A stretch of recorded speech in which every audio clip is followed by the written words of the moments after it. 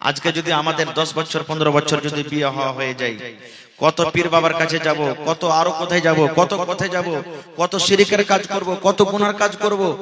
আল্লাহ তুমি ছাইলা দাও, যেরকমই হয় আল্লাহ ছাইলা দাও। ছাইলার জন্য দোয়া করছে ভাই আমরা, কিন্তু ছাইলাটা কেমন দাও এটা দোয়া করি না। ছেলেটা নেককার দাও, দিনদার দাও, ন্যাংড়া হোক, খোড়া হোক, কানা হোক, কোন ধরনের ছেলে হোক, এই দোয়াটা আমরা করি না। আমরা দোয়া করি আল্লাহ তুমি ছেলে দাও, কেমন ছেলে দাও। জি না, ইব্রাহিম নবীর 80-85 বছর বয়স, আল্লাহর দরবারে দোয়া করেছেন কি, রব্বি হাবলি মিনাস সালিহিন। হে আল্লাহ, আমার বয়স 80-85 বছর হয়ে গেছে, আল্লাহ সন্তান হয়নি, তুমি আমাকে একটা সন্তান দাও। সন্তানটা কেমন? আল্লাহ সালেহ নেককার সন্তান দাও আমাকে, গায়ের সালেহ দিও না আল্লাহ। আল্লাহ দিনদার ছেলে তুমি আমাকে দাও। কেমন দোয়া করছেন দেখেন। আমাদেরকে এরকম ভাবে দোয়া করতে হবে ভাই। যখনই আল্লাহর দরবারে দোয়া করবেন, নেক ছেলে আপনি চাইবেন আল্লাহর কাছে। তো বলার উদ্দেশ্য হলো যে যার কোকে ভক্ত সন্তান নাই, ছেলে মেয়ে নাই, সেই তাকে একটু জিজ্ঞাসা করেন যে সন্তান না থাকাতে তার মনে কি আফসোস, কি বেদনা, কি ব্যথা। ভাই আমার, তবে আজকে মাতা পিতার নিজের ছেলের উপরে কি হক, এই কথা কিছু আলোচনা করব আমি। ছেলে মেয়েদের বেটা বেটির মা বাবার উপরে কি হক, সময় পেলে কিছু বলবো, না হলে অন্য কোনো জলসাতে। ইমাম সাহেব যেই জুম্মার দিনে যে জিনিসটার উপরে দাঁড় হয়ে খাড়ো হয়ে খুতবা দেন, আমরা কি বলি বলেন তো? একটু কথা বলেন ভাই আমার সাথে, কি বলি? মিম্বার। মিম্বারের উপরে কয়টা ধাপি আছে? 3টা না 4টে? হ্যাঁ, একটু কথা বলবেন ভাই, আমি যতক্ষণ থাকবো আপনারা জানেন। এই যে আপনার এলাকাতে আমাকে খুব ভালোবাসেন আলহামদুলিল্লাহ। মাইনঝালিতে কতবার আসা হলো, আবার সামনে এই 23 তারিখে আবার জালসা আছে। আল্লাহুস সামাদ, আল্লাহ হায়াত রাখলে ফের আসতে হবে, আপনারাও যাবেন ইনশাআল্লাহ। তো 3টা ধাপি আছে। প্রথম ধাপিতে নবীজি পা দিলেন, তখন পড়লেন আমিন। কি পড়লেন? কথা বলেন, কি পড়লেন? আমিন। আমিন মানে কি? আমিনের কয়েকটা মানে আছে, তার মধ্যে একটা হলো আল্লাহ তুমি কবুল করো। এই যে আমরা সূরাতুল ফাতিহা পড়েছি, গায়রিল মাগযুবি আলাইহিম ওয়ালাদ-দাল্লিন, তারপরে কি পড়ি? আমিন পড়ি। সূরা ফাতিহাতে কিন্তু আর কথা আছে, আমি ওদিকে যাব না। তো আমিন পড়লেন মানে আল্লাহ তুমি কবুল করো। আবার 2 নম্বর ধাপিতে যখন নবীজি পা দিলেন, তখন আবার পড়লেন আমিন, আল্লাহ তুমি কবুল করো।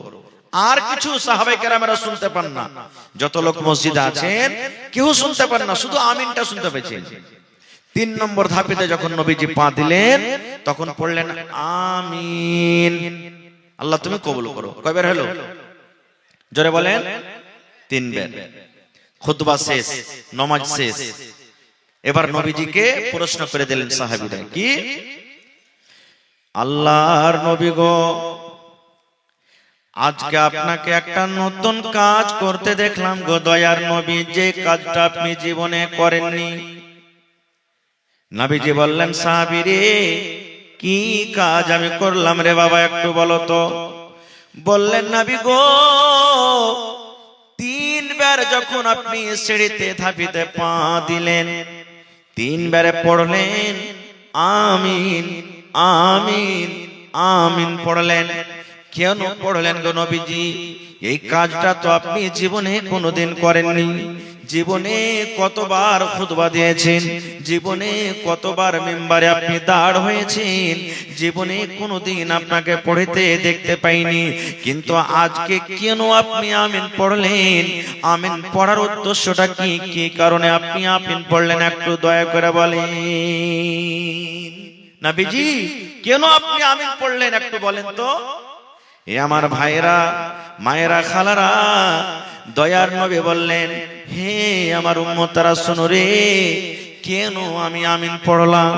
আমি যখন এই মিম্বারের প্রথম ধাপিতে সিঁড়িতে যখন পা দিলাম, আল্লাহ রাব্বুল আলামিনের ফেরেশতা, যেই ফেরেশতা আমার কাছে মাঝে মাঝে আসেন, যেই ফেরেশতা কোরআন নিয়ে আমার কাছে আসে, যেই ফেরেশতা দ্বীনের কথা নিয়ে আসে, যেই ফেরেশতা আমার কাছে আল্লাহর শরীয়ত, আল্লাহর বিধান নিয়ে আসেন, তার নাম হলো জিবরিল আলাইহিস সালাম।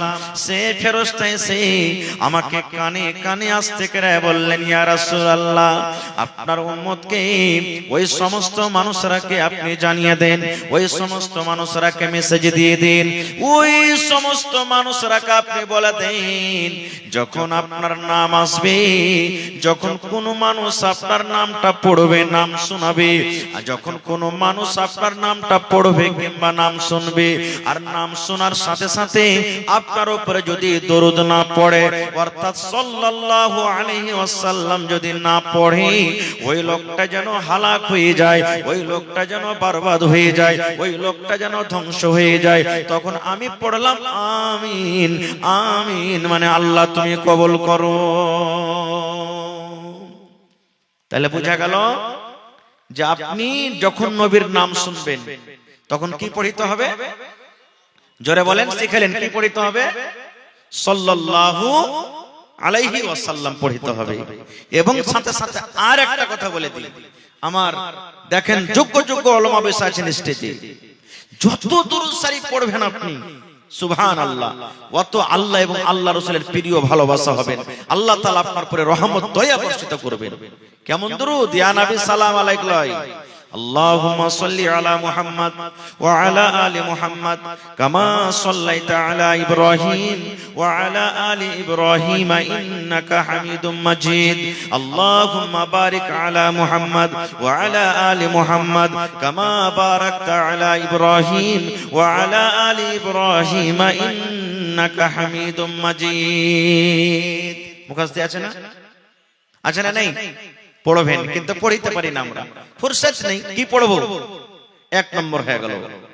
দুই নম্বরে নবীজি বললেন, হো আমার সাহাবীরা তোমরা শুনো রে, দুই নম্বর সিঁড়িতে যখন আমি পা দিলাম, ধাপেতে যখন পা দিলাম, আল্লাহর ফেরেশতা জিবরিল আমিন আমার কানে কানে এই কথাটা বললেন, ইয়া রাসূলুল্লাহ, আল্লাহর নবী গো, আপনি আপনার উম্মতকে মেসেজ দিয়ে দেন, আপনি আপনার উম্মতকে খবর দিয়ে দেন, আপনি আপনার উম্মতকে শুনিয়ে দিন, যারা রমজান মাস পেল, রোজার মাস পেল, এই যে 12 মাসে আল্লাহ এক মাস রোজার মাস দিয়েছেন, যে মাসটাতে আমাদেরকে রোজা রাখতে হবে, একটা বেটা ছেলেকে রোজা রাখতে হবে, একটা বেটা ছেলেকে রোজা রাখতে হবে, যে পাগলা লয় দিবানা নয়, শরীর স্বাস্থ্য ভালো আছে, কোনো বেমারি নাই, ওই সমস্ত মানুষরাকে রোজা রাখতে হবে। দয়ার নবী বললেন, যে আমার উম্মতরা রোজার মাস পেল, আর রোজার মাস পাওয়ার পর রোজার মাসকে হেলা ফেলা করে কাটিয়ে দিল, রোজা রাখলো না রে, রোজা রাখলো না, তারাবির নামাজ পড়লো না, জিকির আজকার করলো না, কোরআন তেলাওয়াত করলো না, রোজা রেখে নিজের 1 বছরকার জীবনের গুনাহটাকে maaf করতে পারলো না, আল্লাহ তাবারক ওয়া তাআলার ফেরেশতা বলছেন, নবীজি আপনি বলে দেন, ওই লোকটা যেন হালাক হয়ে যায়, ওই লোকটা যেন বরবাদ হয়ে যায়, ওই লোকটা যেন ধ্বংস হয়ে যায়, ওই লোকটা যেন হালাক হয়ে যায়। নারে তাকবীর। তাহলে বোঝা গেল কি, আমি দোয়া করব, কবুল হয়তো পারে না পারে, আমার মাওলানা দোয়া কবুল করবেন, দোয়া কবুল হয়তো পারে না পারে, আমার নাদবি সাহেব দোয়া কবুল করবেন, দোয়া কবুল হয়তো পারে না পারে, কিন্তু বন্ধুরে, আল্লাহর নবী এবং আল্লাহর ফেরেশতা জিবরিল আমিন যখন আল্লাহর দরবারে দোয়া করেন, আল্লাহ রাব্বুল আমিন কিন্তু তাদের দোয়াকে রদ করেন না। না রদ হয়ে যায়? দোয়া রদ হয়? একটা হাদিস আপনাদের সামনে রাখি, কত দোয়া তাড়াতাড়ি করে কবুল হয় নবীজির।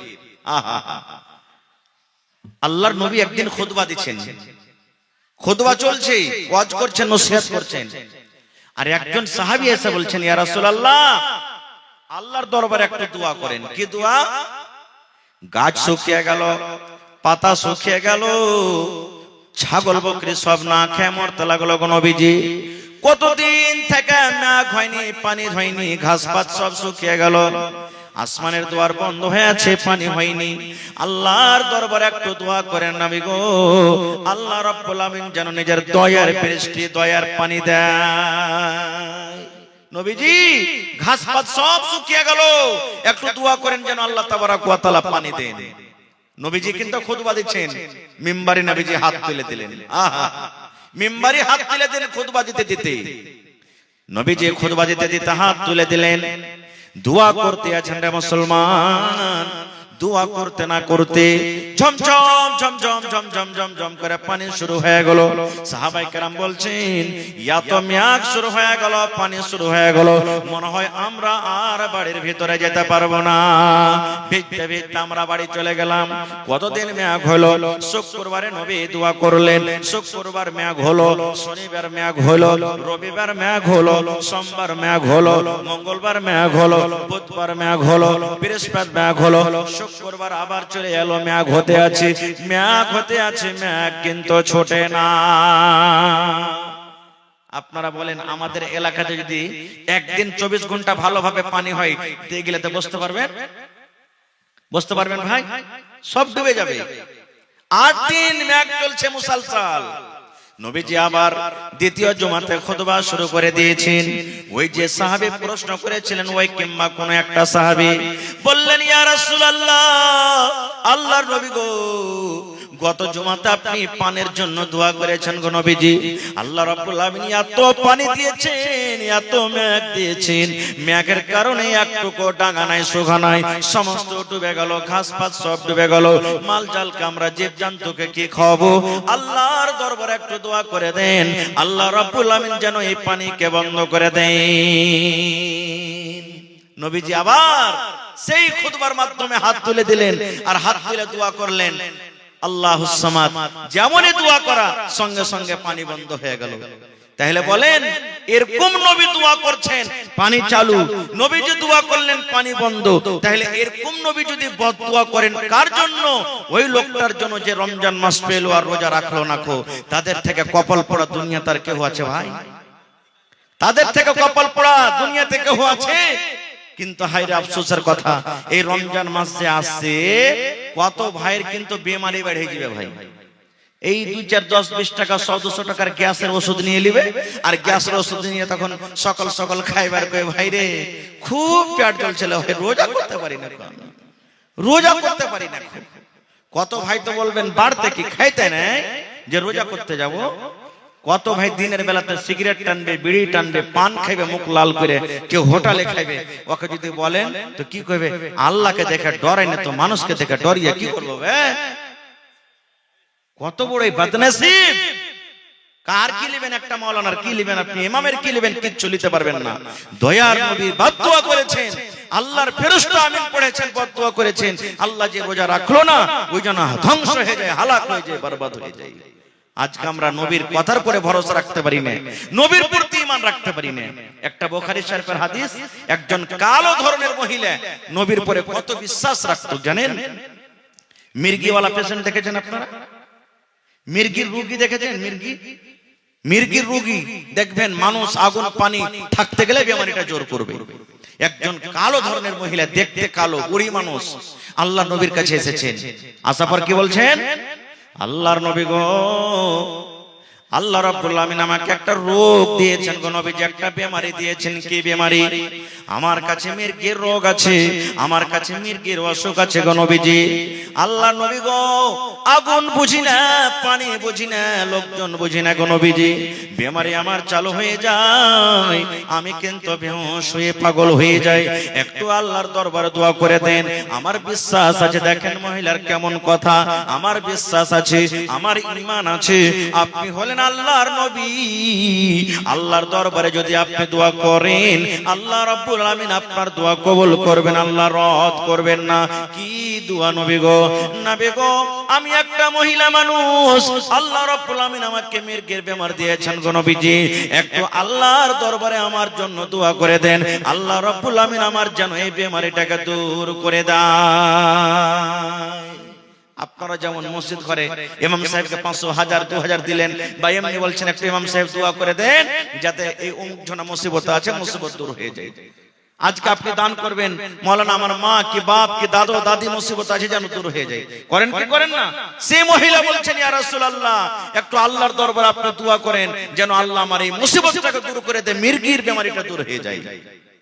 ভাইরে এবার নবীজি কি বলছেন দেখেন, রে আল্লাহর বান্দি আমি তোমার জন্য দোয়া করব, আল্লাহ হয়তো তোমার বেমারিকে ভালো করে দিবেন, কিন্তু বান্দিরে শোনো, তার আগে তোমাকে আমি দুইখানা অপশন দিচ্ছি, দুইখানা আমি তোমাকে রাস্তা দিচ্ছি।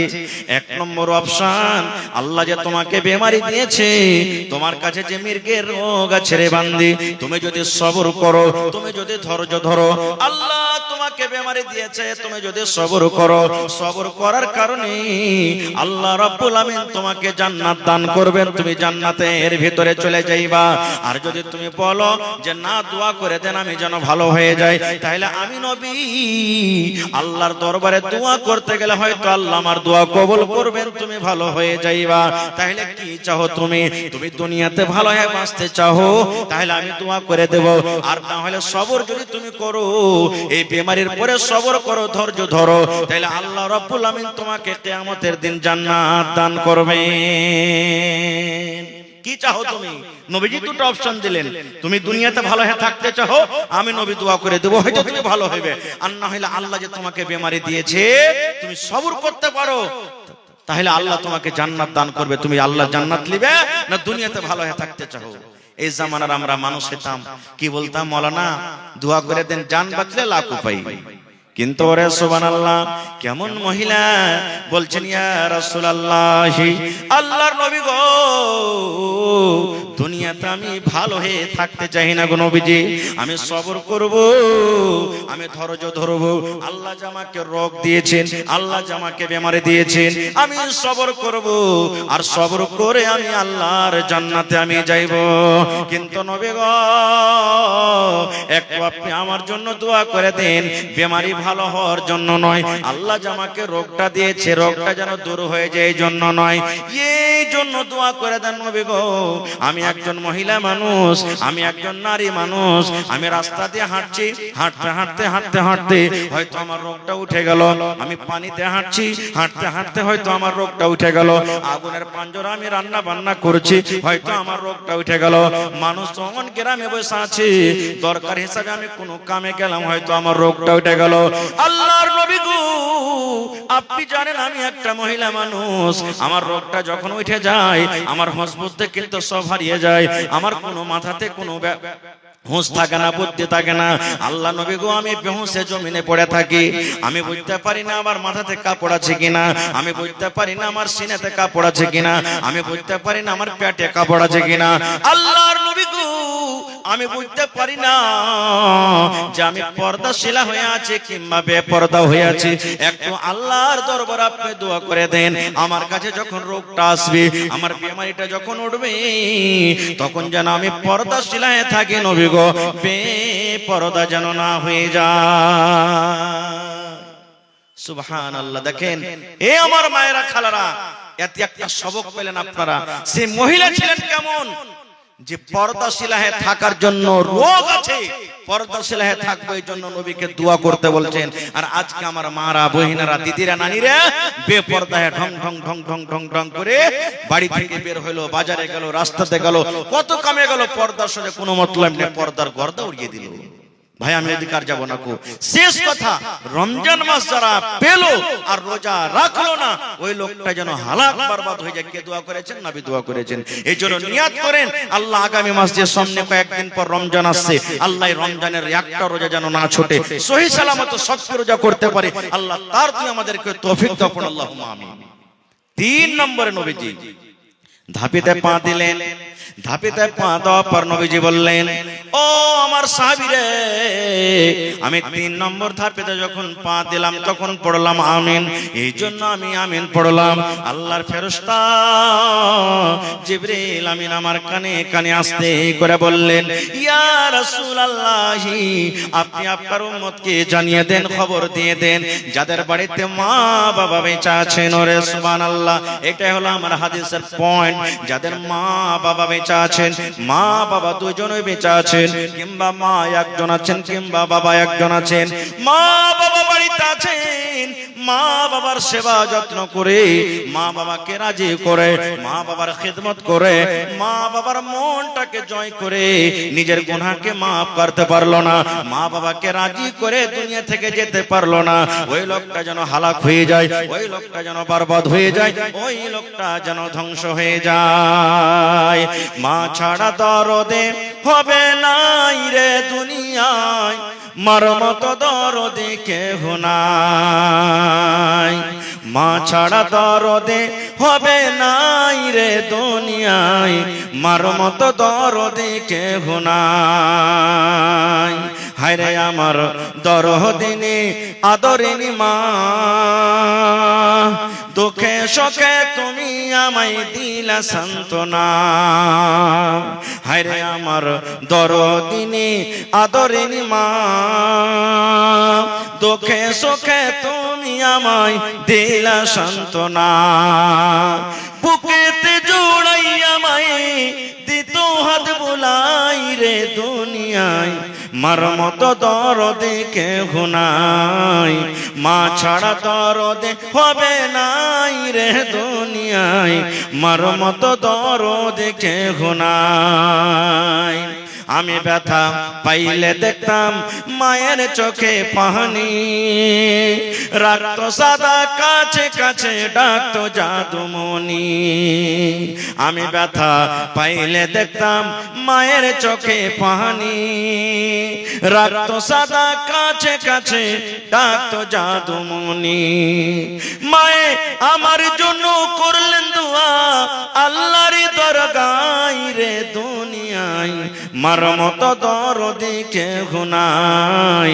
মা ছাড়া দরদে হবে নাই রে দুনিয়ায়, মার মতো দরদে কেহ নাই। নারে তাকবীর।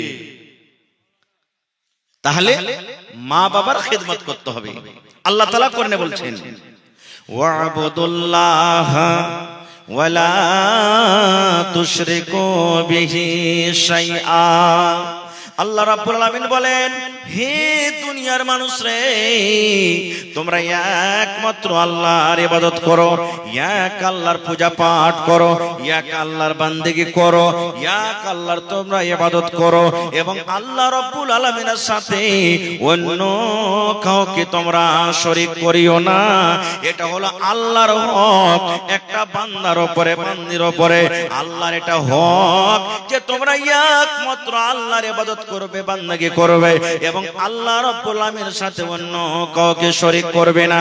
এইবারে 2 নম্বরে আল্লাহ রাব্বুল আলামিন বলেন, হে দুনিয়ার মানুষ, তোমরা আমার হক আদায় করার পর, তোমরা আমার ইবাদত বান্দাগি করার পর, তোমরা আমার পূজা পাঠ করার পর, ওয়া বিল ওয়ালিদাইনি ইহসানা, তোমরা মা বাবার সাথে ভালো ব্যবহার করবে, তোমরা মা বাবার সাথে হোসন সলুক করবে, তোমরা মা বাবার আদর করবে, মা বাবার তোমরা কথা মতন চলবে, মা বাবার তোমরা খিদমত করবে।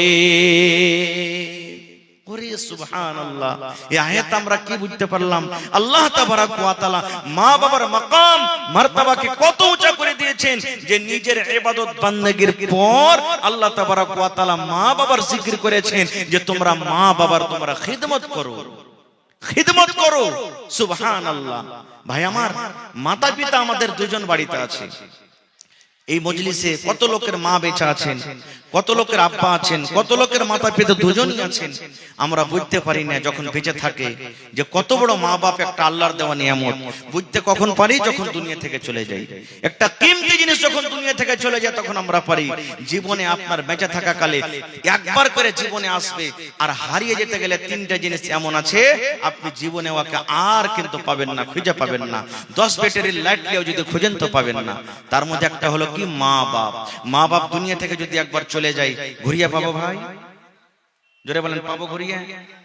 আল্লাহ যে আপনাকে রূপ দিয়েছে, সৌন্দর্য দিয়েছেন, এই রূপটা যদি একবার চলে যায় ঘুরিয়ে পাবো? পাওয়া যাবে না।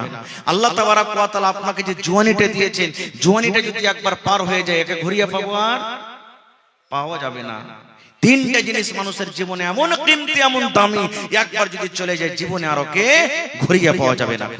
একজন সাহাবী এসে নবীকে বলছেন, ইয়া রাসূলুল্লাহ, আমার মা বাপ দুজনই হয়তো বাড়িতে আছেন, আমি মা বাবার সন্তান ছেলে, আমার আখলাক, আমার চরিত্র, আমার ব্যবহারের সব থেকে হকটা কে রাখে?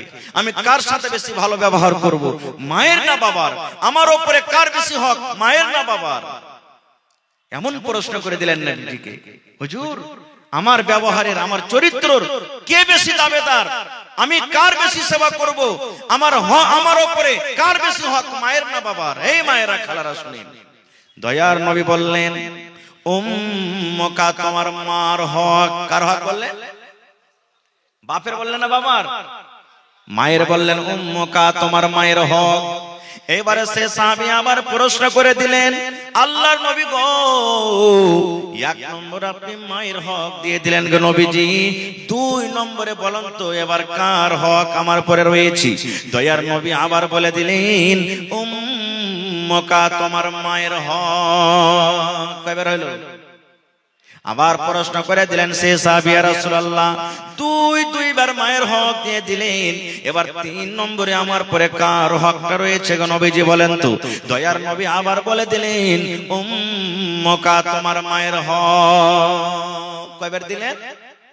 এবার 4 নম্বর আবার প্রশ্ন করে দিলেন, ইয়া রাসূলুল্লাহ, এবার কার হকটা বেশি রয়েছে আমার পরে? দয়ার নবী বললেন, সাহাবী রে, আবুকা, তোমার বাবার হক। তাহলে 3 বার হয়ে গেল মায়ের হক। উম্মুকা, উম্মুকা, উম্মুকা, তোমার মায়ের হক, তোমার মায়ের হক, তোমার মায়ের হক। আর একবার নবী বললেন, আবুকা, তোমার বাবার হক। বলবেন, হাজী মাওলানা, আমি তো ছেলে পিলাকে কত কষ্ট করে, রোদ বাতাস কত কষ্ট করে ওর জন্য খাইটা আনি, কত মাদ্রাসা করি, কত মিস্ত্রি করি, মজদুরি করি, খেতে বাড়ি করি, কত কষ্ট করে ছেলে পিলাকে আমি লুঙ্গি দিই, পায়জামা দিই, কাপড় দিই, মাছ দিই, ডিম দিই, সবকিছু দিই, আর আমার হকটা ফির একবার হলো, আর তার মায়ের হকটা বাড়িতে বসে বসে 3 বার হয়ে গেল। কারণটা কি? প্রশ্ন আসছে না, আসে না? সুবহানাল্লাহ। সবাই জানছেন এখানে বুদ্ধিজীবী মানুষ, হুঁশিয়ার মানুষ আছেন। এ মুসলমান, মায়ের বাচ্চা যখন দুনিয়াতে আসে যত কষ্ট হয়, বাবার কিন্তু দুনিয়াতে অত কষ্ট হয়েছে? পেটে বাচ্চা মায়ের থাকে না বাপের পেটে থাকে? কার পেটে থাকে যে ভাই? সুবহানাল্লাহ। আহা, নুরুদ্দিনের মা বেমারি হালাতে আছেন, 800 টাকা দিয়েছেন নাকি? 800 টাকা দিয়েছেন, বেমারি হালাতে আছেন। আমি দোয়া করে দিয়েছি আমার খালার জন্য, এবং হাজী সাহেব দিয়েছেন। তাও কি দিয়েছেন? হাজী সাহেব কি দিয়েছেন? 1000 টাকা দিয়েছেন আমার হাজী সাহেব, মাশাআল্লাহ। তার জন্য আমি দোয়া করে দিচ্ছি। ভাই, আমি সময় নেব না, চতুর্বেদী সাহেবের আসার টাইম হয়ে গেছে, আমি 10 মিনিট আপনাদের কাছে সময় নেব। তাহলে এই যে দোকানদার আমার ভাইরা, যত লোক দোকান দিয়েছেন, 100, 200, 10 পিস করে কিছু টাকা দিয়েছেন আমার ভাইরা। এবার বলবেন, মুসলমান, মৌলানা, মায়ের কেন হকটা বেশি হয়ে গেল, বাবার কেন হক কমে গেল? এই মুসলমান, আল্লাহ রাব্বুল আমিন বলেন, হে দুনিয়ার মানুষ রে, তুমি যখন তোমার মায়ের পেটে ছিলে, তোমার মা কষ্টর পর কষ্ট সহ্য করে তোমাকে জন্ম দিয়েছেন, এবং 2 বছর পর্যন্ত তোমার মার দুধ চুষে চুষে খেয়েছো তুমি। না খাইনি ভাই? খেয়েছি না খাইনি? ওরে সুবহানাল্লাহ, জানেন যেদিন আমি আপনি মায়ের পেটে ছিলাম, মায়ের দিন যাচ্ছে না রাত যাচ্ছে, মা কিন্তু আর বুঝতে পারে না। মাস হয়ে গেল, 2 মাস হয়ে গেল, হায়রে মায়ের উল্টি, মায়ের বমি, মা দুটা ভালো করে খানা খেতে পারে না, মা চলাতে কষ্ট, মায়ের বসাতে কষ্ট, মায়ের পেশাবে কষ্ট, মায়ের পায়খানাতে কষ্ট, মা বাড়িতে কাম কাজ করতে পারে না, হায় মায়ের কষ্ট। এই মুসলমান, মায়ের কত কষ্ট আপনারা জানেন? সারাদিন মা কাম কাজ করলেন, কাম কাজ করার পর বাড়ির সমস্ত লোককে মা খানা দিয়ে দিলেন, মা খাবার খাইয়ে, মা সন্ধ্যাবেলাতে 2টা ভাত নিয়ে, থালিতে রুটি নিয়ে, ভোজা নিয়ে মা খেতে বসেছেন। এমন টাইমে, এমন সময়তে মায়ের পেটে এমন একটা হুড়া দিয়ে দিলাম, মায়ের পেটে এমন একটা লাত দিয়ে দিলাম, মায়ের পেটে একটা এমন জোরে গুতা মেরে দিলাম, হায়রে আমার দরদিনী মা, মা কিন্তু বেশি কাতর হয়ে গেলেন। ওই মা সারাদিন না খাওয়া মানুষ, শরীরটা কত ক্লান্ত হয়ে আছে, দুটা খাবো বলে খানা নিয়ে বসেছে, কিন্তু এমন জোরে পেটে হুড়া দিয়ে দিলাম আল্লাহ, মা বেশি কাতর হয়ে গেলেন। ওই সারাদিনের না খাওয়া মানুষ নিজের চোখেতে পালঙ্গে দেওয়ালে হেলানা দিয়ে চোখ দিয়ে ঝরঝর ঝরঝর করে পানি ঝরিয়ে ঝরিয়ে মা রাতটা কিন্তু কাটিয়ে দিলেন। ওরে সুবহানাল্লাহ। ঠিক 8 মাস 9 মাস পর যখন আমি আপনি দুনিয়াতে এসেছি, মার ব্যথা উঠে গেছে, মা হাও মা করে চিৎকার করছি, এমন জোর করে কাঁদছে, ওরে আল্লাহ, মা নিজের বেদনা নিজের ব্যথাটাকে স্বামী ছাড়া অন্য কাউকে বলতে পারে না, জোর জোর করে কাঁদতে পারে না। মা আল্লাহর দরবারে দোয়া করছে, রব্বুল আলামিন আমার সন্তান দুনিয়াতে আসবে, আল্লাহ এমন জোরে জোরে ব্যথা হয় আমি মা হয়ে সহ্য করতে পারি না, আল্লাহ তুমি আমাকে সহ্যর তৌফিক দাও, আল্লাহ যেন আমি ধৈর্য ধরে রাখতে পারি তার তৌফিক দাও। এই রব্বুল আলামিন ওই টাইমে মায়ের একটা এমন ব্যথা আছে, মা আল্লাহর দরবারে দোয়া করেন, আল্লাহ জি আমার মরে যাওয়া ভালো, কিন্তু এরকম ব্যথার আমি সহ্য করতে পারি না। এবারে আমি আপনি দুনিয়াতে যখন এলাম, হায়রে মায়ের এত কষ্ট, মনে হয় জিহাদের ময়দানে যেমন মানুষরা লড়াই করতে করতে যুদ্ধ করতে করতে যেমন রক্তে রক্তিত হয়ে যায়, মা ওই মতো কিন্তু রক্তে রক্তিত হয়ে যায়। এবারে সুবহানাল্লাহ, দুনিয়াতে যখন এলাম, মা আমার আপনার লালন পালন করতে লাগলেন। ওরে আল্লাহ, আমাকে জ্বর হয়েছিল, আপনাকে জ্বর হয়েছিল, আপনাকে পায়খানা লেগেছে, সর্দি হয়েছে, খাসি হয়েছে, ডাক্তার নিষেধ করলেন, এই ছেলের মা তোমার ছেলেকে পায়খানা হয়েছে, তুমি মাছ মাংস খাবে না, তোমার ছেলেকে জ্বর হয়েছে, তুমি রুটি খাবে না, তোমার ছেলের খাসি হয়, খবরদার তুমি রাতের বেলাতে ভাত খাবে না। আমাকে জ্বর হয়েছিল, আপনাকে জ্বর হয়েছিল, আমাকে খাসি হয়েছিল, আপনাকে খাসি হয়েছিল, এই সমস্ত কষ্ট মা সহ্য করেন, বাবা সহ্য করে না। এই জন্য আল্লাহ রাব্বুল আলামিন নবী বলেছেন, উম্মুকা উম্মুকা উম্মুকা, তোমার মায়ের হক, তোমার মায়ের হক, তোমার মায়ের হক। আর একবার বললেন আবুকা, তোমার বাবার হক। নারে তাকবীর। তো ভাই আমার, এই দেখেন শেতাবুর রহমান ভাই মা বাবা শ্বশুর শাশুড়ির জন্য সুবহানাল্লাহ 1500 টাকা দান করেছেন। আর একটা হাদিস বলছি আপনাদের সামনে, আমার সময় খুব শেষ, তারপরে আমি একটু কালেকশনের দিকে যাব। ইচ্ছা ছিল কিছু বলবো আপনাদের সামনে, কিন্তু সময় সাথ দেয় না ভাই। মা বাবার যদি আপনি আমি সেবা করি, তাহলে দুনিয়াতে আপনার দোয়া আল্লাহ কবুল করবেন। কে দোয়া কবুল করবেন? জোরে বলেন। এই বিশ্বাস আছে না নাই? বিশ্বাস আছে ভাই? আহা হা, যাদের মা বাপ হারিয়ে গেছে আপনাদেরও রাস্তা আছে। একজন সাহাবী বলছেন, ইয়া রাসূলুল্লাহ, মা দুনিয়াতে নাই, হঠাৎ করে মারা গেছে, মা কবরে চলে গেছেন, মা থাকলে সেবা করতাম, তাইলে মা যে কবরে চলে গেল, মায়ের জন্য কিছু করতে পাবো না নাকি? আল্লাহর রাসূল বললেন, সাহাবী, মা তোমার কবরে চলে গেছে, মা থাকলে তুমি সেবা করিতে, মা তোমার নাই, দুনিয়াতে কবরে চলে গেছেন, মায়ের জন্য তুমি দান করো, সাদকা করো, খায়রাত করো। তুমি যদি মা বাবার জন্য দান করো, আল্লাহ রাব্বুল আমিন তোমার দানটাকে মা বাবার কবরে পৌঁছে দিবেন। এটা যারা মা বাপ মরে গেছে তাদের জন্য। এবারে বেঁচে থাকাকালে যদি মা বাবার সেবা খেদমত করেন, আপনার কি লাভ আছে? কয়েকটা হাদিস আছে, আমি একটা হাদিস আপনাদের সামনে রাখি, সহিহ বুখারী শরীফের হাদিস। আল্লাহর রাসূল বলেছেন, বনি ইসরাইলের মধ্যে 3টা লোক ছিল। কয়টা লোক? 3টা লোক। রাস্তা দিয়ে হাঁটছে, তখন সাইকেল কোনটা পাবেন, মোটর সাইকেল কোনটা, জাহাজ কোনটা, হয়তো ঘোড়া উঠে না তা হেঁটে। 3টা লোক হাঁটতে হাঁটতে চলে যাচ্ছে, হঠাৎ করে কোন দিক থেকে মেঘ চলে এলো। তো মেঘ যদি আসে, আপনি আমি যদি রাস্তাতে হেঁটে যাই, কোনটি লুকাবো না? লুকাবো না ভাই? জোরে বলেন, লুকাবো না? লুকাবো না? এরা 3টা লোক দেখছে, আরে আশেপাশে কোনো জায়গাতে বাড়ি নাই, মেঘটা ছুটবে, তখন যাবো, চল লুকা। তো কোনটা লুকাবি? দেখছে খানিক দূরে একটা পাহাড় আছে, পাহাড়ে একটা গর্ত খাল আছে, বলছে খালে ঢুকে যা, চল। দৌড়াইতে দৌড়াইতে যে 3 জনা খালে লুকিয়ে গেছে। মানুষ কহে যে যেখানে বাঘ ভাল্লুকের ডর হবে, যে তাড়াতাড়ি করে পালাবো, রাত না লাগে, ওইখানে রাত লাগবে, আর না হলে গাড়ি ঘোড়া খারাপ হবে। 3 জন জান বাঁচাবো বলে ওই গর্ততে খালে ঢুকলো। ওরে সুবহানাল্লাহ, পাহাড়ের উপরে বড় ধরনের একটা পাথর রে বন্ধু, ওই পাথর গড়তে গড়তে গড়তে গড়তে গড়তে ওই গর্তর মুখ জাম হয়ে গেল, বন্ধ হয়ে গেল।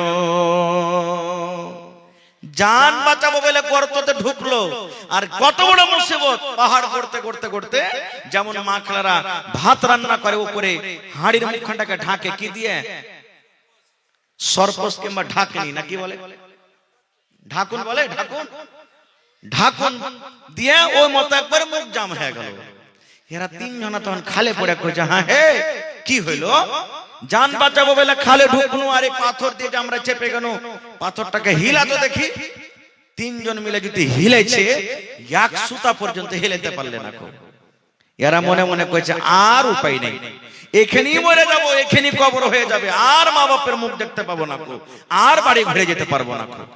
এরকম সমাতে, এরকম হালাতে তখন ওরা এক অপরকে, তিনজন আছে তো, বলা বলি করছে, হেই একটা কাজ কর, দুনিয়ার সব রাস্তা বন্ধ হয়ে গেছে, গর্তর মুখ বন্ধ হয়েছে, কিন্তু একটা রাস্তা আছে, যদি বাঁচেন তো কে বাঁচাবে? জোরে বলেন, কে বাঁচাবে? আল্লাহ। কেমন করে বাঁচাবে? কই জীবনে যদি কোনো ভালো আমল করে থাকিস রে ভাই, ওই আমলটা আল্লাহর সামনে রাখ। জীবনে যদি কোনো ভালো নেকির কাম করে থাকিস, ওই নেকিটা আল্লাহর সামনে রাখ, আর আল্লাহকে বল, আল্লাহ এই কামটা যদি তোমাকে রাজি করার জন্য করে থাকি, এই মুসিবত থেকে আল্লাহ তুই বাঁচিয়ে লাও। তখন একজন বলছেন, কথা তো ঠিকই রে। তখন বলতে লাগলো, তিনজনের কথা বলতে যাব না, অনেক সময় লেগে যাবে, একটা লোকের মাত্র কথা। কি? একজন বলতে লাগলো, ভাই রে, আমার বাড়িতে বুড়া মা বাবা ছিল রে ভাই। কে ছিল? বুড়া মা বাবা আমার বাড়িতে ছিল। আমি বকরি চড়িয়ে চড়িয়ে খেতাম, আমার ব্যবসা, আমার কাজ ছিল ছাগল চড়িয়ে চড়িয়ে আমি খেতাম। আমি ছাগল চড়িয়ে সন্ধ্যাবেলাতে বাড়ি এসে সর্বপ্রথম আমি দুধ দহন করতাম। আচ্ছা, দোয়া করে দিচ্ছি। আমি বকরির দুধ দহন করতাম, আর দুধ দহন করে আমার বাড়িতে আমার বেটি বেটা ছিল, ছেলে মেয়ে ছিল, তাদেরকে আমি দিতাম না। সর্বপ্রথম আমার মা বাবাকে আমি দুধ দিতাম। আমার মা বাবার যতক্ষণ পর্যন্ত পেট ভরে দুধ পান না করা হতো, আমার ছেলে মেয়েরা আমি এক ঢোক দিতাম না। সর্বপ্রথম আমার মা বাপকে আমি দিতাম, যে মা তুই আগে খা, আব্বা তুমি আগে খাও, তারপর আমার ছেলেরাকে আমি দেব। কত আমার ছেলেরা পা ধরে লহলটি করত, আব্বা দাও দাও, কিন্তু আমি যেত না, এটা আমার রোজগার কাম ছিল। এবার লোকটা বলছেন, ভাই রে, একদিনকার ঘটনা, আমি অনেক দূর বকরি চড়াইতে চলে গেছি রে ভাই, বকরি চড়াইতে চড়াইতে অনেক দূর আমি চলে গেছি। এবার বাড়িতে আসতে আসতে কিন্তু রাত হয়ে গেছে। রাত হয়ে গেছে, আমি বকরিকে বাঁধলাম, আর বকরিকে বাঁধে আমি দুধ দহন করলাম। দুধ দহন করে পিয়ালা নিয়ে মা বাবার রুমে আমি চলে গেলাম। আল্লাহ রে আল্লাহ, দেখছি আমার মা বাপ দুজনও কিন্তু বিছানায় ঘুমিয়ে গেছে। মা বাপ আমার শুইতে গেছে, কি করব? আমার ছেলে পিলারা পা ধরে ধরে ঘোরাঘুরি করছে, আব্বাজি দুধ দাও, আব্বাজি দুধ দাও, আব্বাজি দুধ দাও। আমি বেটারাকে বলি, বেটিরাকে বলি, বেটারে থামো থামো থামো থামো, তোমার দাদুকে দুধটা দিয়ে দি, তোমার দাদিকে দুধটা দিয়ে দি। এই বেটা শুন, আমার মা বাবাকে যতক্ষণ পর্যন্ত আমি দুধ না দেব রে, ততক্ষণ পর্যন্ত আমি তোদের মুখে কিন্তু আমি দুধ দেব না। বলছে, ভাই রে, এই কথা বলতে বলতে বলতে ছেলে পিলা গেল আমার কান্তি থাকলো, কেহ নিন চলে গেল। আমি গিলাস নিয়ে দাঁড় হয়ে থাকি, কখন আমার মা আমার জন্য জাগবে, আমার আব্বা জানের চোখ কখন খুলবে। আমি সেখানে দুধ নিয়ে আমি কিন্তু দাঁড় হয়ে গেলাম। আমি শুধবো না রে, আমি ঘুমাবো না, কে জানি আমার মাকে কখন ভোগ লেগে যাবে, আমার আব্বাকে কখন ভোগ লেগে যাবে, আমাকে ডাক দেবে, আমি চেতন পাবো না। আর আমার আব্বা আম্মা যদি আমার জন্য বদদুয়া করে দেয়, আমি ধ্বংস বরবাদ হয়ে যাব। গিলাসে দুধ নিয়ে মা বাবার শীতন আমি দাঁড় হয়ে গেলাম। এই যে মা জাগবেন, এই যে আব্বা জাগবেন, এই যে মা জাগবেন, এই যে আব্বা জাগবেন, আমি দুধ দেব। এই করতে করতে করতে সকাল হয়েছে, তখন আমার মা বাবা জেগেছে। সকাল পর্যন্ত আমি দুধের গিলাস নিয়ে দাঁড় হয়ে থাকলাম। ভোরবেলাতে যখন মা বাবার যখন চোখ খুলেছে, সেখানে দেখছে কে যেন দাঁড়িয়ে আছে। বলছে, কে তুমি? জি কে? তখন লোকটা বলছে, ভাই রে, আমার মা বাবাকে বললাম, মা গো, আমি তোমার হতভাগা সন্তান। বলছে, বেটা রে, তুমি কেন এখানে দাঁড় হয়ে আছো ঘরে? বলছে, মা, আমি অনেক দূর আজকে বকরি চড়াইতে চলে গেছিলাম, বাড়িতে আমার আসতে লেট হয়েছে, আমি দুধ দহন করে যদি আসছি দেখছি তোমরা ঘুমিয়ে গেছো, আর আমি এক গ্লাস নিয়ে দাঁড় হয়ে আছি, কখন তোমরা জাগবে, কখন তোমাদেরকে আমি দুধ দেব। কিন্তু মা তোমরা না জাগছো, আমি না তোমাদেরকে দুধ দিতে পারছি। মা গো, গোটা রাত আমার কেটে গেল, আমি শীতে দুধ নিয়ে দাঁড়িয়ে আছি। ওরে ভাই আমার, দেখেন কেমন মা বাবা। ওরে সুবহানাল্লাহ। লোকটা বলছেন, ভাই রে, আমার মা এই কথা শুনে আমাকে এরকম ভাবে বলছে, বেটারে আয় আয়, তুই আমার কোলে একবার আয়, আমার বুকে বুকে তুই একবার লেগে যা। এবার বুকে বুকে মায়ের লেগে গেলাম। মা সুন্দর করে আমাকে দোয়া দিলেন, এই রব্বুল আমিন, আমার ছেলে আপনার জন্য যা করেছে, আমার ছেলে আমার জন্য যা করেছে, আমি মা খুশি হয়ে গেছি, মা আমি রাজি হয়ে গেছি। আল্লাহ তুমি আমার ছেলের উপরে তুমি রাজি হয়ে যাও। এই রব্বুল আমিন, আমার ছেলে যদি দুনিয়ার কোনো মুসিবতে পড়ে যায়, দুনিয়ার যদি কোনো পেরেশানিতে পড়ে যায়, আল্লাহ জি ওই আমার ছেলেকে দুনিয়ার মুসিবত থেকে তুমি উদ্ধার করে নিও। এবার লোকটা বলছেন, আল্লাহ এই কাজটা যদি আমি তোমাকে রাজি করার জন্য, তোমাকে সন্তুষ্ট করার জন্য করে থাকি, আল্লাহ তুমি এতখানি পাথর হটিয়ে দাও যেন আকাশে আমরা দেখতে পাই, আকাশটা দেখতে পাই। যেই পাথর তিনজন মিলে হটাতে পারলো না, যেমন নিজের ঘটনাটা বয়ান করা, আল্লাহর রাসূল বলেছেন, পাথরটা হটতে হটতে হটতে তিন ভাগ করে এক ভাগ মুখ থেকে পাথর হইটা গেল। আকাশ দেখতে পেলে কিন্তু এখনো বাড়ার চান্স নেই, বাড়াইতে পারবে না। কি বুঝলেন হাদিস থেকে, ঘটনা থেকে কি বুঝলেন? মা বাবা একটা এমন বড় নিয়ামত, যদি মা বাবার সেবা যত্ন করেন, মা বাবার যদি নেক দোয়া যদি আপনি আমি পেয়ে যাই, ভাই দুনিয়া আখিরাত ধন্য হয়ে যাবে। দয়ার রাসূল বলেছেন, মা বাবা রাজি আল্লাহ রাজি, মা বাবা নারাজ আল্লাহ নারাজ। তবে হ্যাঁ, প্রত্যেক কথা কিন্তু মা বাবার শুনতে হবে না। যেটা শরীয়ত বিরোধী কাজ, যে কাজ করতে গেলে গুনাহ হবে, যে কাজ করতে গেলে পাপ হবে, আল্লাহর কোরআন বলছেন যে ওয়াইন জাহাদাকা আলা আন তুশরিকা বিহি মা লাইসা লাকা বিইল ফালা তুতিহুমা। এমনই তোমাকে মা বাবা কাজ করার আদেশ করছে, যে কাজটা করলে শিরক হবে, গুনাহ হবে, পাপ হবে, যেটার ব্যাপারে তোমাকে ইলম নেই, জ্ঞান নাই, আল্লাহ বলছেন এরকম কাজ তোমাকে করতে হবে না। আমি 2 মিনিট আর একটা ঘটনা আপনাদের সামনে রাখছি। হযরত ওমর রাদিয়াল্লাহু তাআলা আনহুর জামানাতে যখন ওমর ফারুক খলিফা ছিলেন, সুবহানাল্লাহ, একদিন রাতের বেলাতে হাঁটছেন, গাছটা করছেন, কোন বাড়িতে কে মুসিবতে আছে, কোন বাড়িতে কে না খেয়ে আছে, কোন বাড়িতে কার কোন পেরেশানি আছে, এই দেখার জন্য রাস্তা দিয়ে হাঁটছেন। ভেষ বদলে রাস্তা দিয়ে হাঁটছেন, দেখছেন হাঁটতে হাঁটতে একটা বাড়িতে মা বেটির আওয়াজ আসছে, ঝগড়া করছে, এরকম মনে হয়েছে ঝগড়া হয়েছে।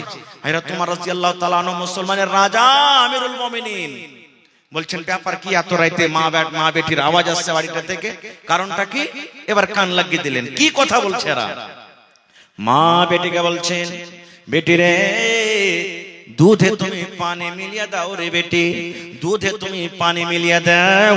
দুধে পানি মিলাইতে গেলে দুধটা বেশি হয়ে যাবে, টাকা আমরা বেশি পাবো, ওজনটা বেড়ে যাবে, এই জন্য বেটি রে, দুধে তুমি পানি মিলিয়ে দাও। মা বলছেন বেটিকে, বেটি দুধে তুমি পানি মিলিয়ে দাও। বেটি কি বলছেন জানেন?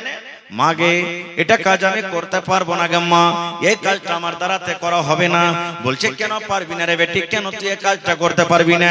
বলছে মা গে, উমর রাদিয়াল্লাহু তাআলা আনহু, যিনি আমাদের রাজা, যিনি আমাদের আমির, উনি বলেছেন যে দুধটা হলো আল্লাহ রাব্বুল আলামিনের পক্ষ থেকে জান্নাতের একটা খুব বড় দেওয়া নিয়ামত, এই জন্য দুধে পানি মিশাল করতে গেলে পাপ হয়ে যাবে, গুনাহ হয়ে যাবে। মা গো, আজকে আমি দুধে পানি দিতে পারবো না, মা আমি দুধে পানি দিতে পারবো না। তখন মা বলছেন, বেটি রে, তুই যে বলছিস যে দুধে পানি দিতে পারবো না, ওমর ফারুক নিষেধ করেছেন, তো ওমর ফারুক কি এখন এখানে আছে, তোমাকে কি দেখতে পাবে? বলছে মা গো, ওমর ফারুক এখানে না থাকতে গেল, ওমর ফারুক না দেখতে গেল, একজন দেখছেন যার নাম হলো কে? আল্লাহ।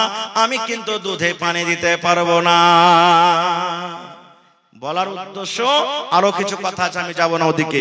বলার উদ্দেশ্য হলো, এই ধরনের যদি মা বাবা গুনার জন্য আদেশ করে, সে কথা আমাদেরকে শুনতে হবে। শুনতে হবে না কো, এতে কোনো রকমের গুনাহ হবে না কো, পাপ হবে না। হ্যাঁ, দুধে পানি মিশাল করতে পারেন। বাড়িতে এক পোয়া দুধ আছে, 5টা ভাই বোন আছেন, দুধ জুটে না, একটু পানি মিশাল করে দিলেন খাওয়ার জন্য, নিজের বাড়িতে ব্যবহার করার জন্য, কিন্তু কাহাকে ধোঁকা দিয়ে ফাঁকি দিয়ে ওজন বাড়বে, বিক্রি করব, 1 কিলো দুধ আছে, 1 পোয়া পানি দেব, 1 কিলো দেব, ওজন বেশি হবে, 1.5 কিলো দাম পেয়ে নেব, এটা হলো হারাম শরীয়তে, এটা আল্লাহ রাসূল নিষেধ করেছেন।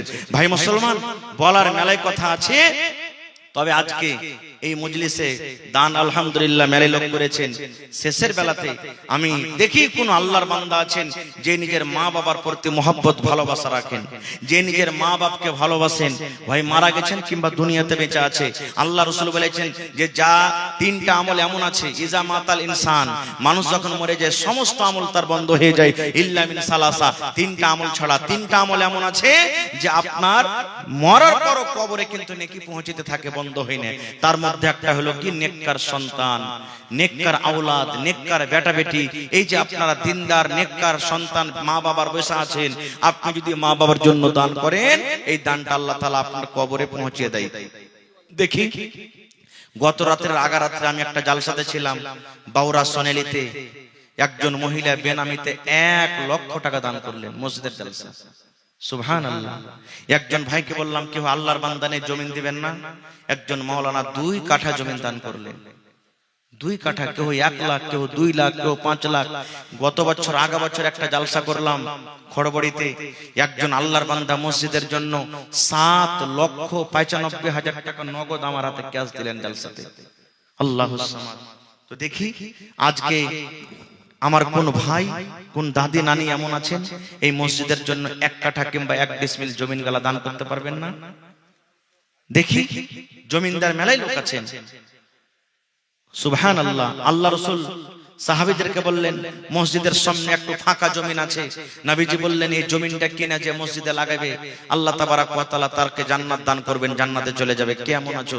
ওসমান গনি দাঁড় হয়ে গেলেন, ইয়া রাসূলুল্লাহ, আমি এই জমিনটাকে যত টাকা লাগবে কিনে মসজিদে লাগিয়ে দেব। আল্লাহুস সামাদ। নবীজি তার জন্য জান্নাতের ঘোষণা করে দিলেন। ভাই আমার, দেখি কোন আল্লাহর বান্দা আছেন আজকে এই মাহফিলের মধ্যে মসজিদের জন্য 1000 ইট দান করতে পারবেন? দেখি কোন আল্লাহর বান্দা আছেন 100 সেফটি বালু দান করতে পারবেন, 100 সেফটি গিট্টি দান করতে পারবেন, কেউ 1 কুইন্টাল রড দান করতে পারবেন। এবং মা বাবাকে স্মরণ করে দেখি কোন আল্লাহর বান্দা আছেন 50 ব্যাগ সিমেন্টের আমি আবদার করলাম আপনাদের কাছে, কেউ 1 বড়া, কেউ 2 বড়া, কেউ 5 বড়া, কেউ 10 বড়া, কেউ 20 বড়া, কেউ 25 বড়া, এই করে করে 50 বড়া সিমেন্টের আবদার করলাম। দেখি কোন আল্লাহর বান্দা আছেন নিজের মা বাবার জন্য বেঁচে আছে কিংবা মারা গেছেন, 50 ব্যাগ সিমেন্টের আমি আবদার করছি। দেখি কোন আল্লাহর বান্দা আছেন এবং 500, 1000, 2000 করে যা পারবেন, যেটা যে ভেবে এসেছেন আল্লাহর রাস্তায় সবাই দিবেন, কেউ ঘুরে যাবেন না। 10 মিনিটে নিজের নিজের দানটাকে দিয়ে দেন। ভাই আমার সময় শেষ হতে যাচ্ছে, চতুর্বেদী সাহেব চলে আসছেন, তার মুখ থেকে আপনাদেরকে শুনতে হবে নতুন চেহারা। তবে দেখি আমার হাতে কয়েকটা লোক দান করে গেছেন, একজন 500, একজন 500, একজন আল্লাহর বান্দি মুসিবতে আছে। আমার মাওলানা বললেন 800 টাকা দান করেছেন, আমার হাজী সাহেব 1000 টাকা দান করেছেন। মাশাআল্লাহ, জাযাকাল্লাহ। রব্বানা যালামনা আনফুসানা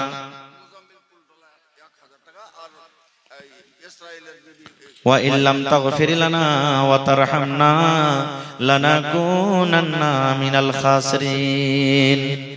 জি, রব্বানা আতিনা ফিদ দুনিয়া হাসানা ওয়া ফিল আখিরাতি হাসানাতাও ওয়া কিনা আযাবান নার। আল্লাহ 500 করে কয়েকজন দিয়ে গেল। আমার হাজী সাহেব 800 টাকা দিয়ে গেলেন। আল্লাহ মুজাম্মিল সাহেবের বাড়ি থেকে 1000 টাকা এসেছে রব্বুল আলামিন। আল্লাহ একজন তোমার বান্দি কাঁসার বদনা আল্লাহ চামচ দিয়ে গেছে, আল্লাহ আরো একজন 100 টাকা। আয় রব্বুল আলামিন, তোমার ঘরকে যারা ভালোবাসে আল্লাহ তারাকে ভালোবাসো। তোমার নবী বলেছেন, মান বানা লিল্লাহি মাসজিদান বানাল্লাহু লাহু বাইতান ফিল জান্নাহ। আল্লাহকে রাজি করার জন্য, আল্লাহকে সন্তুষ্ট করার জন্য আল্লাহর ঘর যে মসজিদে ইবাদতখানা বানাবে, আল্লাহ রাব্বুল আমিন তার জন্য জান্নাতে ঘর বানাবে।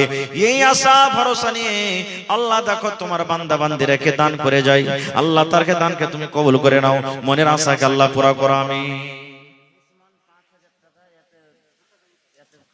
আহা, দেখেন উসমান 5000 টাকা দান করলেন, মোবাইলের ভিতরে অনলাইন ঢুকিয়ে দিয়েছে।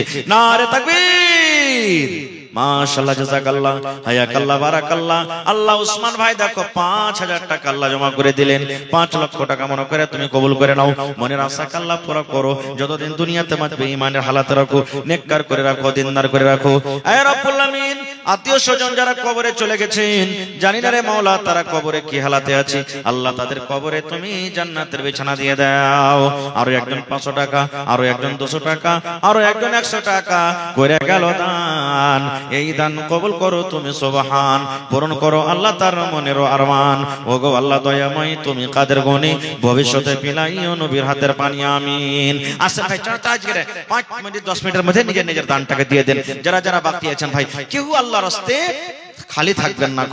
কোন দানে কখন আল্লাহ রাজি হয়ে যাবে। কিতনি ছোটি হোনে কি উसे हल्की ना जान, रब की बख्शिश के लिए कोई बहाना चाहिए। এই দেখেন আকমাল হোসেন সাহেব 1 কুইন্টাল মাকই। আমার মা খালারকে পিন্ডাল একবার চাদর দেন মাওলানা। কাহ কি পাঠান মা খালারকে পিন্ডাল একবার চাদর ঘুরবে। আমার বহিনেরা, মায়েরা, খালারা, দিদিরা দিবে। গলার হার, নাকের নাকমুনি, সুবহানাল্লাহ। একটা ছাগল গলা কিন্তু কেউ দেয়নি এখন পর্যন্ত। আংটি গলা দিয়ে পাঠান মায়েরা। এই দেখেন আমার ভাই কি নাম, নূর আলম সাহেব 500 টাকা জমা করলেন, মাশাআল্লাহ। এই দেখেন আমার ভাই কসিমউদ্দিন সাহেব 100 ইট দান করলেন, মাশাআল্লাহ, জাযাকাল্লাহ। আল্লাহ আমার ভাইয়ের দানকে তুমি কবুল করে নাও, মনের আশাকে আল্লাহ পুরো করো। যতদিন দুনিয়াতে বাঁচবে ঈমানের হালাতে রাখো। जिन लोगों को महिला पिंडाल में चंदा की जिम्मेदारी दी गई थी, आप लोगों से गुजारिश करूंगा कि महिला पिंडाल में भी जाएं और वसूली करें। जिन लोगों को जिम्मेदारी दी थी महिला पिंडाल में चंदा करने की, आप लोगों से गुजारिश करूंगा कि आप लोग जाएं और वहां से चंदा लेके आएं। মাশাআল্লাহ। এই দেখেন মোহাম্মদ হাবিব নাকি 1000 টাকা আল্লাহ জমা করে দিলেন। আল্লাহ দেখো তোমার পরে কত বিশ্বাস, কত ভরসা। মা বাবা মনে হয় দুনিয়াতে নাই, কবরে চলে গেছি। এই আল্লাহ, দুনিয়ার খবর পাওয়া যায় কিন্তু কবরের কোনো খবর আসে না। আল্লাহ, মা বাবা যদি কবরে কোনো মুসিবতে থাকে, এই দানের বিনিময়ে আল্লাহ তার মুসিবতকে তুমি দূর করে দাও। আল্লাহ, মা বাবার কবরে তুমি জান্নাতের বিছানা দিয়ে দাও। আল্লাহ, মা বাবার কবরকে তুমি নূর দিয়ে মনোমর করে দাও। রব্বানা তাকাব্বাল মিন্না ইন্নাকা আনতাস সামিউল আলিম, আমিন। জগতে আইলে তুমি কান্দিতে কান্দিতে, জগৎ ছাড়িয়া যাবে কান্দিতে কান্দিতে।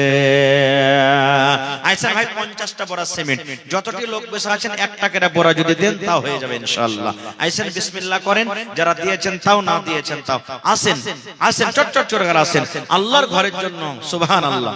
তোর বান্দারে আজ হাত তুলেছে, তোর বান্দারে আজ হাত তুলেছে তোর দরবারে, তোর রহমতের ভিখায় আমায় দে রে মাওলা দে, তোর রহমতের ভিখায় আমায় দে রে মাওলা দে। জি বলেন। মাশাআল্লাহ, মহিদুর রহমান 2 বড়া সিমেন্ট এবং আল্লাহ দেখো 200 টাকা জমা করে গেল। আল্লাহ ভাইয়ের দানকে তুমি কবুল করে নাও, মনের আশাকে আল্লাহ পুরা করো। যতদিন দুনিয়াতে বাঁচবে আল্লাহ ঈমানের হালাতে রাখো, নেককার করে রাখো, দিনদার করে রাখো। আল্লাহ, আত্মীয় স্বজন যারা কবরে চলে গেছেন তাদের কবরে তুমি জান্নাতের বিছানা দিয়ে দাও। মাশাআল্লাহ মাশাআল্লাহ। দেখো আল্লাহ তোমার বান্দা মুজিবুর রহমান সাহেব আল্লাহ 5 বড়া সিমেন্ট, আল্লাহ 5 আর 7 হয়ে গেল। আল্লাহ 500 টাকা উপর থেকে দান করেছে আমার ভাই। আল্লাহ তার দানকে তুমি কবুল করে নাও। হাতে টাকাতে পয়সাতে বরকত দাও, রোজ রোজগারে বরকত দাও। আল্লাহ তুমি কামাইতে কামাইতে বরকত দাও। আল্লাহ ছেলে মেয়ে বিয়ে বাচ্চাকে আল্লাহ ভালো রাখো। যতদিন দুনিয়াতে বাঁচবে পাক্কা সাচ্চা তুমি নামাজি করে রাখো, আমিন। মাশাআল্লাহ। আব্দুর রহিম আমার ভাইয়ের নাম, 2000 টাকা আল্লাহ মা বাবার জন্য দান করে দিলে রব্বুল আলামিন। আল্লাহ জি, আমেরিকার খবর পাওয়া যায়, লন্ডন, চীন, জাপানের খবর পাওয়া যায়। কবর একটা এমন দেশ, কবর একটা এমন দুনিয়া, কবর একটা এমন জায়গা। আল্লাহ কতদিন হয়ে গেল মা বাপ কবরে চলে গেছি, আল্লাহ আজ পর্যন্ত মা বাবার কোনো খবর এলো না। আল্লাহ 2000 টাকা জমা করে গেল, আল্লাহ 2 লক্ষ টাকা মনে করে তুমি কবুল করে নাও। আল্লাহ মা বাবার কবরে জান্নাতের বিছানা দিয়ে দাও। 4 বড়া, আর 1 বড়া যা 5 বড়া করে দেন ভাই, 5 বড়া করে দেন। মাশাআল্লাহ। আল্লাহ দেখো তাবারক হোসেন এবারত হোসেন ভাই আমার এখানে এলো 5 বড়া সিমেন্ট আল্লাহ হাজির করিল। ও গো আল্লাহ দয়াময়, তুমি গো রব্বানা মাফ করে দাও আল্লাহ জীবনের গুনাহ। আর দোয়া করি আল্লাহ তোমার দরবারে সুখ আর শান্তি দাও তুমি তার ঘরে, দানা পানি ফসলেতে উন্নতি দানিবে, সিল পাথর হতে আল্লাহ বাঁচাইয়ে নিবে। আমি পাপী গুনাহগার করি মোনাজাত, কবরে হাসরে আল্লাহ দিও গো নাজাত, আমিন। ومن يضلله فلا هادي له وأشهد أن لا